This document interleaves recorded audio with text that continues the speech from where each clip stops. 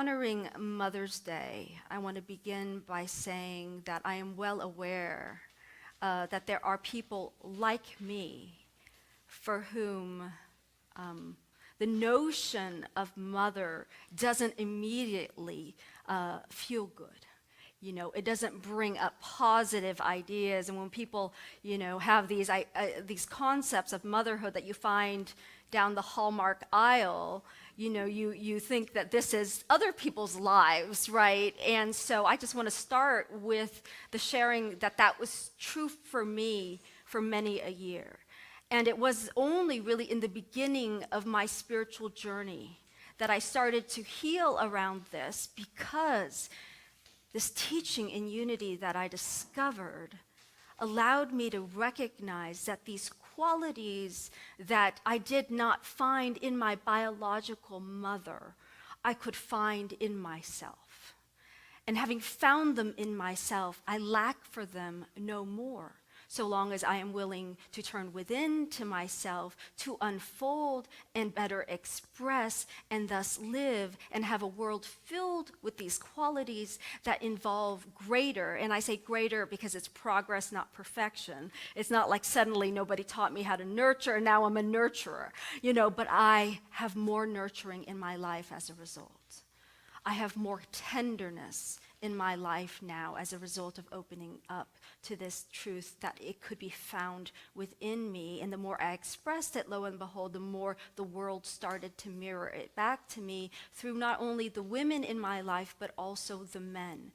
That this tenderness that when I was locked into one person only giving it to me, felt like I was continually bankrupt of this. It was freed from within me, and then my world started to pour forth more richly these qualities. And then, interestingly enough, when I started remembering my childhood, I started remembering more of the times when my mother did show up in these nurturing ways that I totally, you know, just pushed out because I was very focused on how critical she was and the ways in which she was harsh, my harshest critic, you know, and the ways that I would project that onto every new woman I met. You know, the first thing would be I would assume that women were critical, and generally steered clear of them most of my life, you know, until recently. So it's a big deal that I'm now doing this women's empowerment group, the shift from being scared of women, really,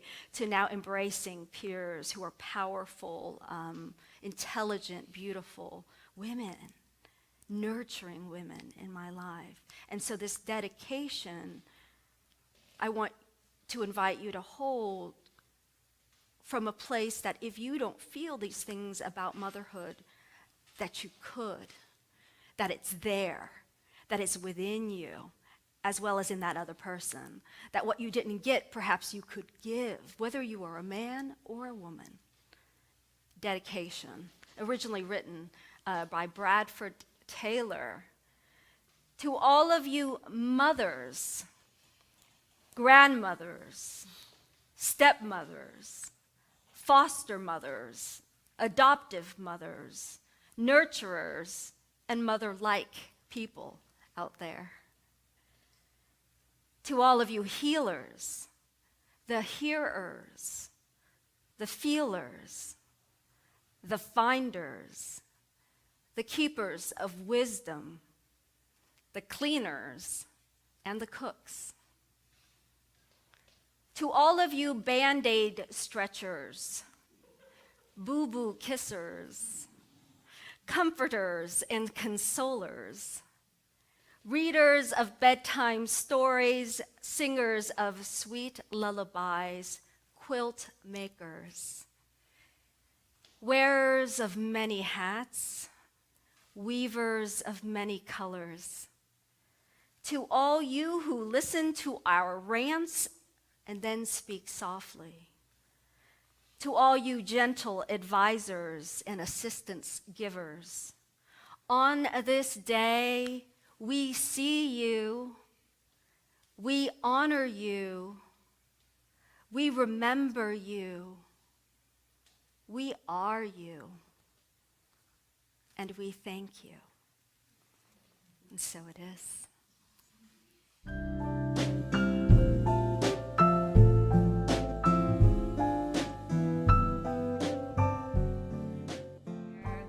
Terri Datica, and this is, I believe, her very first time sharing publicly pretty much anything.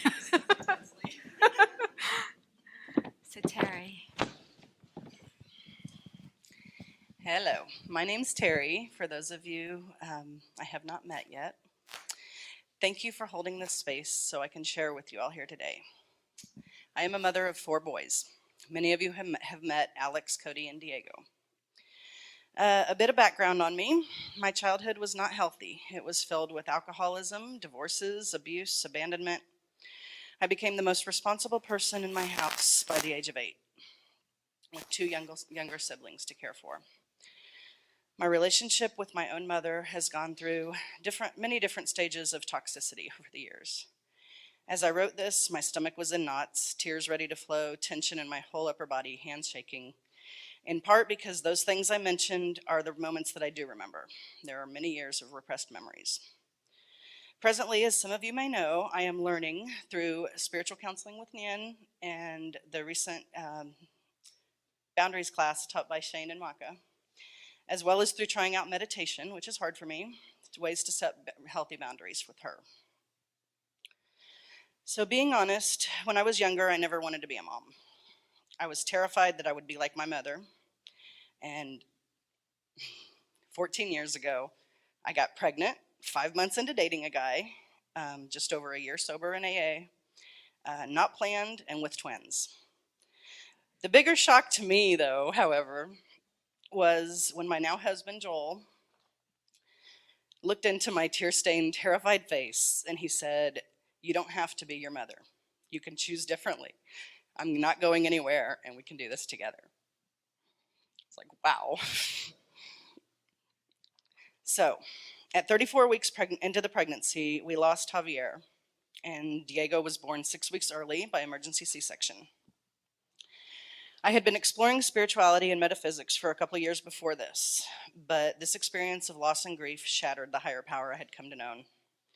I think I cried for 3 months straight.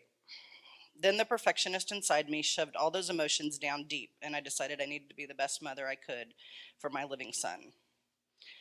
So until recently, I only allowed myself to mourn Javier on his anniversary. And today, there is still anger and pain and no answer to why, but I've learned to let those tears flow anytime I feel him.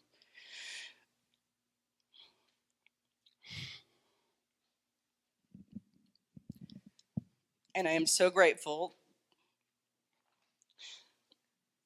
that Diego had that best friend for a short time. So, at 6 months old, Diego was diagnosed with cerebral palsy. It was caused by a stroke in utero when his twin died. Today I can say that Diego has been the biggest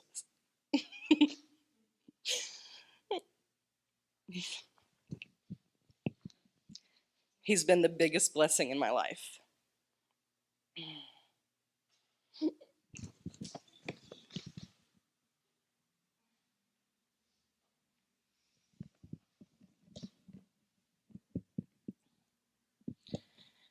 I have become so much more than I ever knew was possible, learning how to care for and advocate for him. Being his mother helped me tap into and realize my own divine capacities for unconditional love, patience most of the time, acceptance, strength, and compassion that I never experienced as a child. When Diego was almost 5, Joel and I got unexpectedly pregnant again, with twins. Again. It was so scary and so exciting and so confusing about how we both attracted Cody and Alex into our lives with Diego. So learning to set boundaries and decrease my comfort zone in caregiving for others is challenging when Diego depends on me for even his basic survival skills. Needs, not skills. Learning to allow my children to live their own journey is also much easier with Alex and Cody. In the recent Healthy Boundaries class, these words from Maka touched me deeply. We do the best we can with our children. We don't own their journey. So for the past 5 years, the word mother has come to me at every Unity Whitestone ceremony, including the recent New Year's ceremony here at U-Nite. The first time it meant not to be like my own mother, to do everything to opposite extremes. The next year, at 10 years sober, I fell off the wagon. So mother meant to become sober, to be available, and there was so much guilt. Then for a couple years, on a roller coaster of sobriety and drinking, it meant to care for them, to give my children all of me, and this did not work. I became so out of balance, began mothering other people. I felt unable to ever say no, and I felt so much resentment that I never had time for me, putting myself and my marriage on the bottom of the list. And there was lots of negative self-talk. Today, I'm learning to put the oxygen mask on myself first, then them, to be healthy myself in heart, spirit, mind, and body. Today, mother means to learn self-care and set a good example of happiness and vitality, generosity and kindness, and faith and love for myself and everyone around me, to support them in their own journeys. My affirmation, which pops up on my phone at 6 a.m. every day with my coffee, is, I affirm that I am supported by the universe to live my own joy. I can't wait to see how this part of my journey continues to evolve. I owe my growth to the amazing love and support that I am learning to open up to within Unity, especially right here in this room. My deepest gratitude to all of you. Thank you for listening.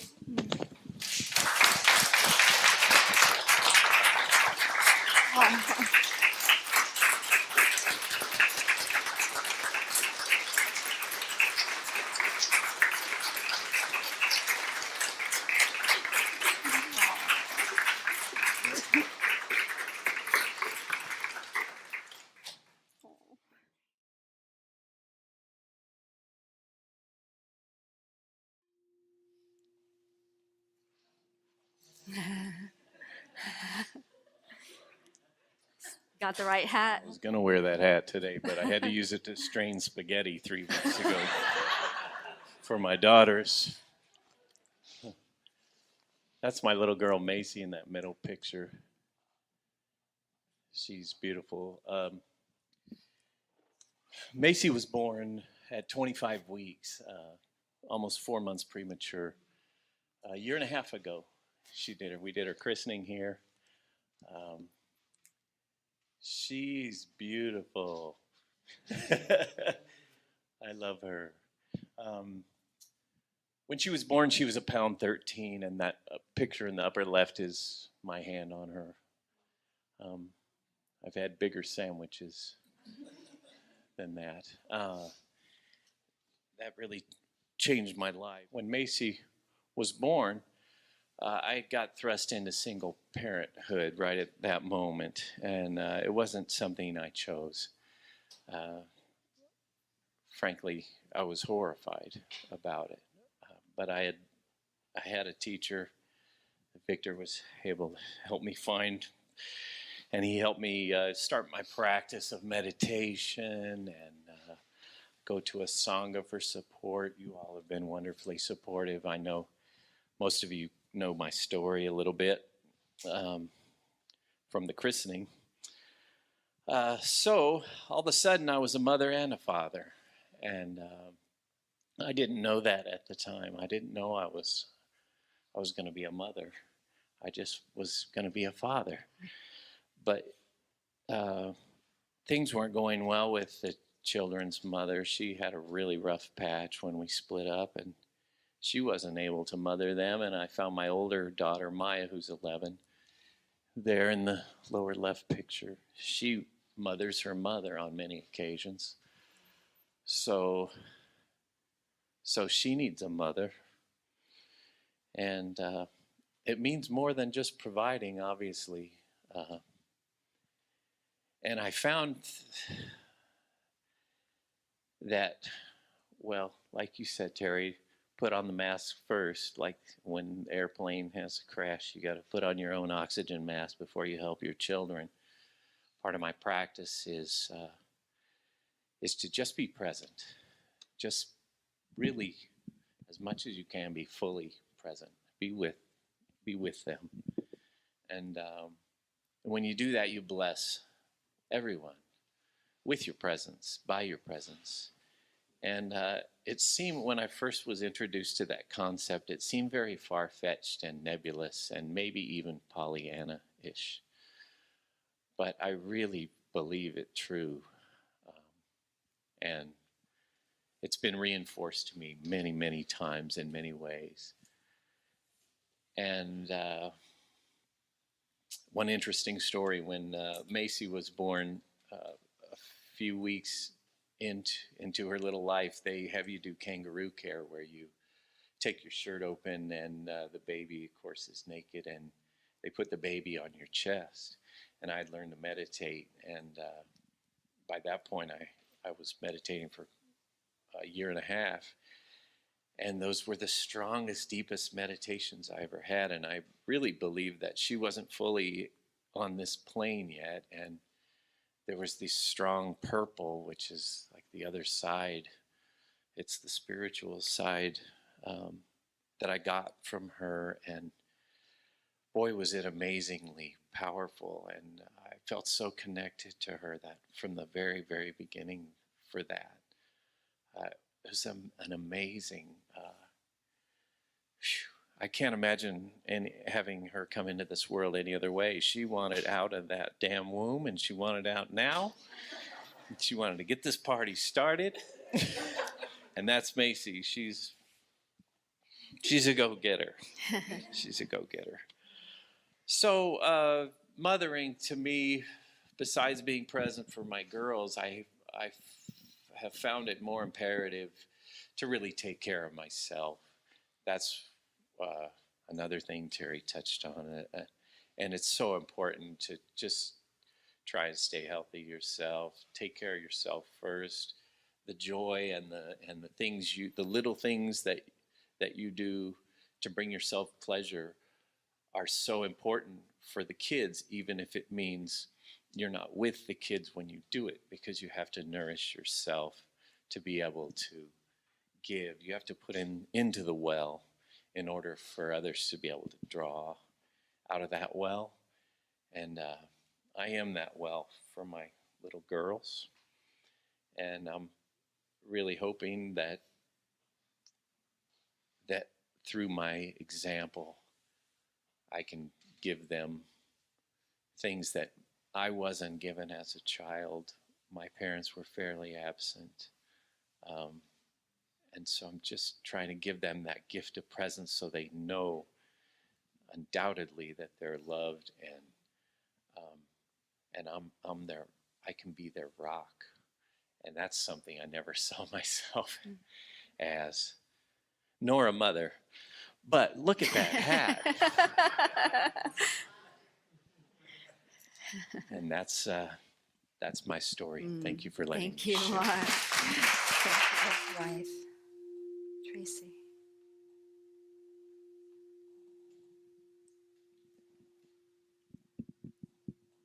So I went over my notes, all their fault. And the only thing I could find in the van to write little edits on was a yellow colored pencil, which I actually can't read. So anyway, whether you grew up in church or know much about the Bible, most of us are probably familiar with the greatest commandment. And I want to talk about the second part of that, which is one of the teachings of Jesus that tells us to love our neighbor as ourself. And there's my neighborhood right there. That's my family below, my 7 children and my daughter-in-law, with my oldest son on the left. And those are just 3 portraits of me with my kids that represent a little bit of my journey through motherhood. John and I gave birth to 3 children. Good job. And in my mid to late 20s, we had 3 children.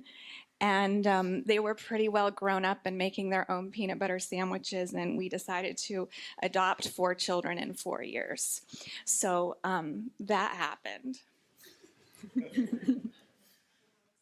So this is my neighborhood. They are my classroom. They are my teachers. They're my textbook on life and love. And they have taught me more than anything about the reflection of the divine in creation, as well as in my marriage. I've learned those things. And they're a constant reminder that creation is beautiful and there are miracles every day in our lives and in our relationships. And I think that as I share, you will hear a thread through what Terri has shared and what Mark has shared. And we did not gather and plan this. This is what is. Motherhood is ultimately divine. It's that nurturing, healing part of all of us that pours out to others. And it goes far beyond birthing a child. It is not defined by gender. It's not defined by stereotypes or genetics. It projects into all of our relationships, into our friendships, into marriage, into just casual meetings with people that you may never see again. There is a nurturing part of us that is available to every relationship. So what does love look like, this kind of nurturing love? I'm going to read another passage that is a little uncomfortable if you want to define the way you love people by this. Love is patient. Love is kind. It does not envy. It does not boast. It is not proud. It does not dishonor others. It is not self-seeking. It is not easily angered. It keeps no record of wrongs. Love does not delight in evil, but rejoices in the truth. It always protects, always trusts, always hopes, always perseveres. Love never fails. This afternoon, I had a meltdown because I didn't like Mother's Day, because it feels like a lot of pressure. It feels like this painted picture of motherhood being this magical, amazing thing like the Hallmark aisle. And honest to Pete, guys, it's just hard. And love never fails. Well, so I'm going to tell you a story, and this is not in my notes, but I'm not a good morning person, and I'm not actually a good evening person. So that makes motherhood a little complicated until a few years ago when John said, you know, you should just stay in bed. And I'll get the kids on the bus. And I'm like, oh, okay. Because our kids get on the bus at like 6:50 in the morning. You guys, I can't even. I look mean, and I probably am mean. And so now, sometimes they come up to the edge of my bed and kiss me before they get on the bus. Sometimes. But then they get on the bus and John brings me coffee. And so nurturing and motherhood, thank goodness, is not all about me. Because my poor kids. He's also really better at bedtime. So I cook good, according to Aiden. Yeah. I love you, Mom. Your food is good. So anyway, back to love. That divine coffee, then love. I really don't know what any of this yellow stuff says, so hopefully it's really not important. So divine, that's okay. Divine love is the core of who we are. In Colossians, it speaks of the mystery of Christ in each of us, the Christ Spirit, that love passage. It's a mystery, you guys. It's a flipping mystery that we can love. And it says, the mystery of Christ in us, the hope of glory. I'm like, please don't let the hope of glory be dependent on me. But really, not to be super jokey about this, but you got to be a little bit. That Christ nature is in us, and we get to tap into it. And that hope of glory, what is that? Bringing heaven to earth, living with each other as if love, divine love is in us and through us and inflows among us.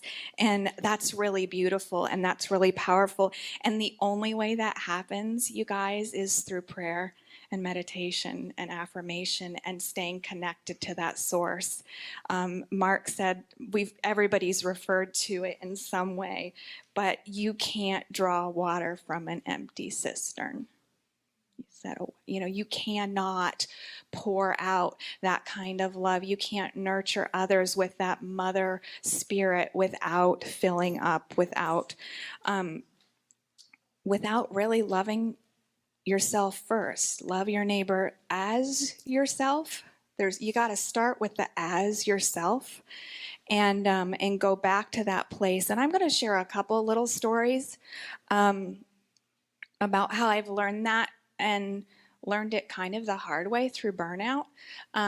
When I said we adopted 4 children in 4 years, we did that, and so we adopted a newborn baby here in the United States. And when she was 2, we went to Ukraine and brought home a 2.5-year-old and a 3-year-old because,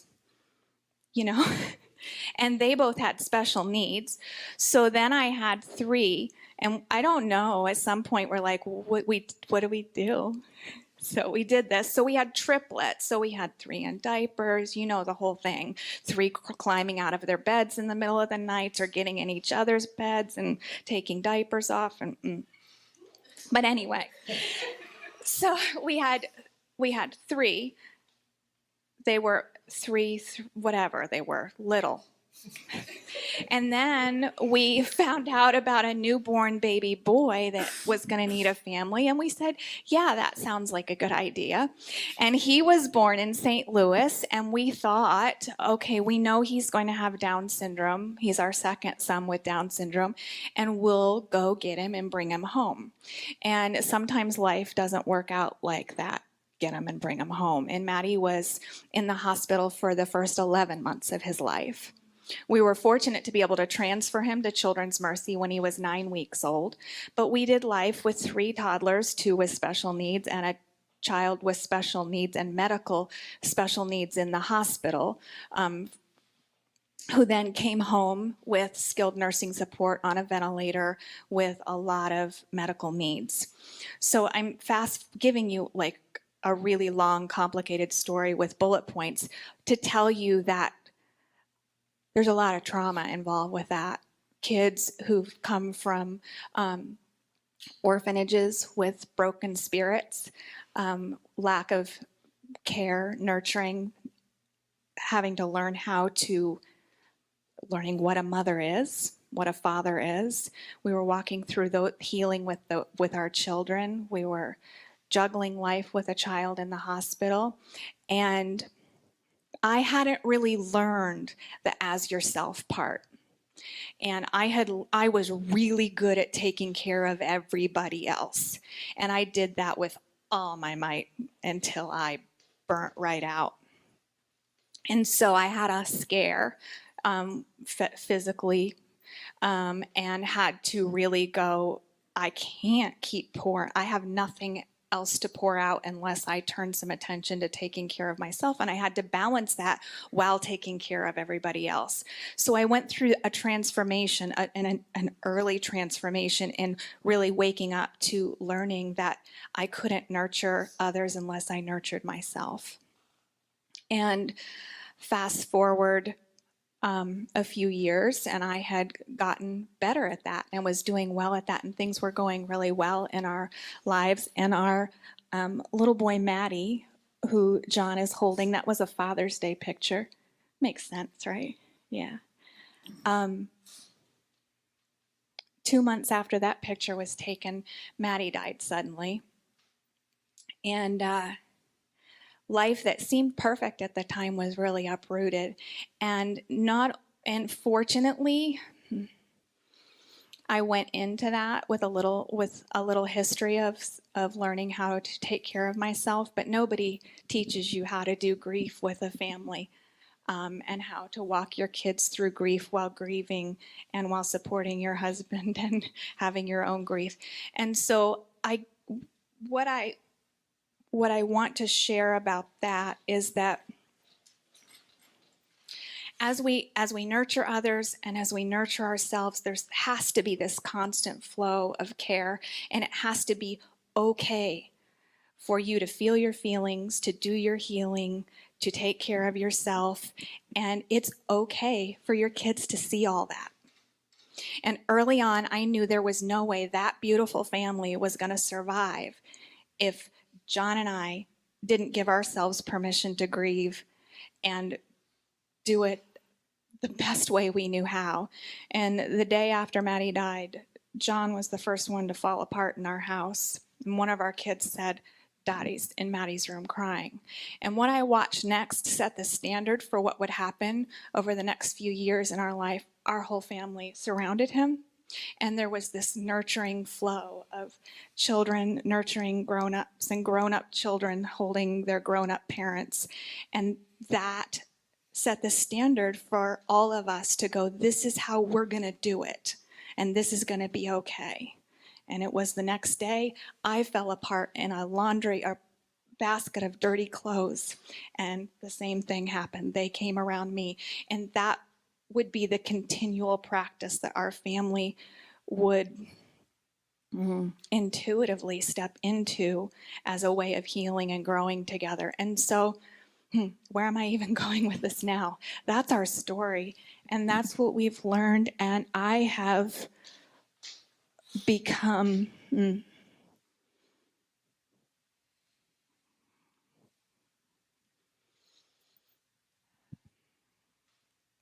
kinder, more compassionate, stronger human being because of the gift of motherhood, because of the sacred responsibility of carrying the hearts of tiny humans, big humans, and allowing myself to be seen by them and really looking into their hearts and seeing them. And so if you have felt unseen, if you've felt like you have not been nurtured, I just want to take a moment to say that I see you.